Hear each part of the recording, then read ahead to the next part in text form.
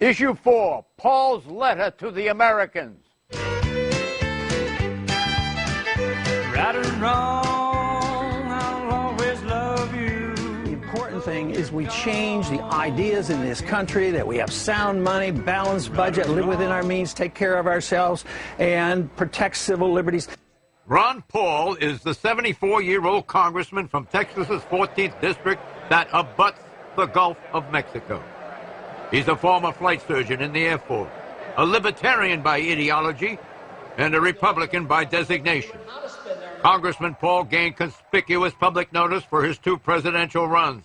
He warned against interventionism and internationalism, and he urged fiscal restraint, arguing against the evils of big deficits and big debt.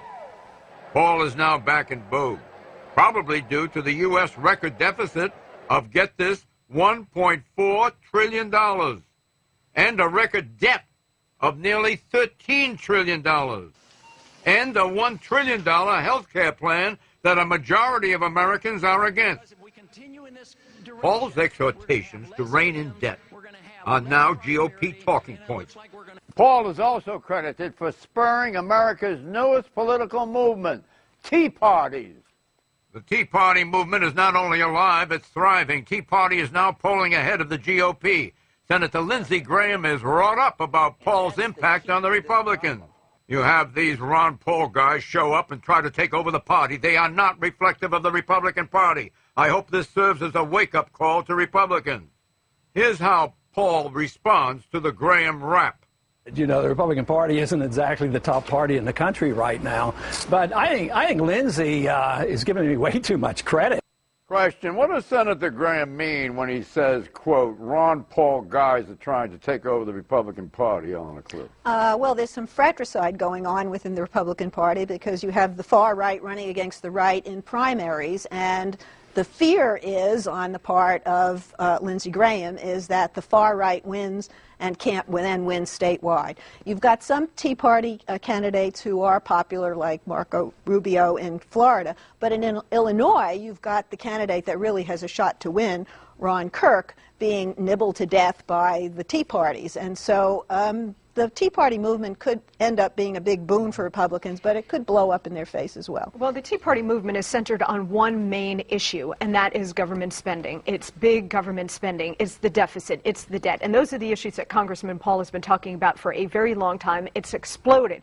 Tea Party movement, the message is not just to the Democrats with big spending, it's also to big spending Republicans. And God bless Senator Graham, but I have to tell you, he represents the past. He represents Republicans that went along with a lot of Democrats' entitlement spending and all of the rest of it. That's why Republicans lost in 06 and 08. And what the Tea Party movement is doing, if the Republicans are smart enough to pay attention to the message, is smaller government, limited government, bring spending under control, and lower the tax burden. Who galvanized the Tea Party?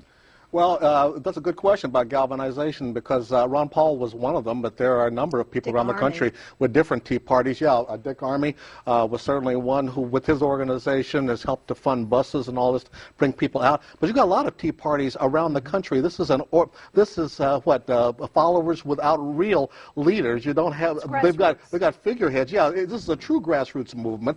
They got figureheads, Glenn Beck or Sarah Palin, who they like, but nobody has really taken real leadership here or real organization. What's happening here, though? We don't know how big the Tea Party movement is. We do know they've got a loud voice, and that they are working right now at the precinct level in the Republican Party to try to work their way up. But if they really become a significant force, I think we're going to start to see Democrats begin to listen to them. John, this hasn't happened yet. You saw the Tea Party group basically in action twice in the last 2 or 3 years. One was for the anti-immigration reform thing, where they really took down the Kennedy, McCain, Bush immigration reform by a grassroots movement. The second was after the nomination of Sarah Palin, this enormous surge to McCain, huge crowds coming out when he couldn't get a couple of hundred people before then. It's an ad hoc, it's a very broad-based movement. I think it's even broader than simply economics. But what Paul Don't forget Buchanan Brigade. Well, Buchanan Brigades and Perotistas in 92 and the early 90s were the exact same things. This could be very important in the primaries. Now, Paul Ron Paul will do better. He's not going to be nominated, but he will do better than he did before if he runs again, because you'll get some of those folks. But right now, quite frankly, the one candidate who can get him better than anybody else is Miss Sarah Palin. Who wins Massachusetts, Brown or Democrat Coakley? Brown wins. The revolution is on. Eleanor. Coakley, the revolution is cut short. I don't think so. Brown has 65% of independent votes. He wins. Clarence. Brown wins. Revolution's on for this year, but it'll be short-lived. Brown wins. On Monday, remember to salute the great Martin Luther King as we do now. Bye-bye.